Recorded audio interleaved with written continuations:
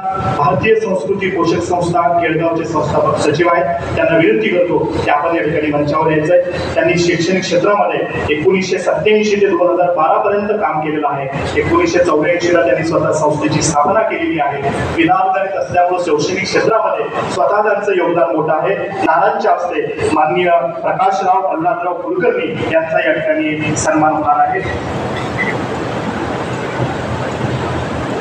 सन्माननीय प्रकाशराव प्रल्हादराव कुलकर्णी अठरगेकर हे स्वतः भारतीय संस्कृती पोषक संस्था केळगावचे संस्थापक सचिव आहेत. मोठ्या कष्टातून माळरानावर सृष्टी फुलवावी असं कार्य त्यांचं मोठ्या प्रमाणामध्ये आहे. त्यांनी स्वतः 80 ते 87 वकिली केलेली आहे आणि त्यानंतर स्वतः ते शैक्षणिक क्षेत्रामध्ये कार्यरत झालेले आहेत. त्यांचा सन्मान या ठिकाणी नानांच्या हस्ते संपन्न होत आहे.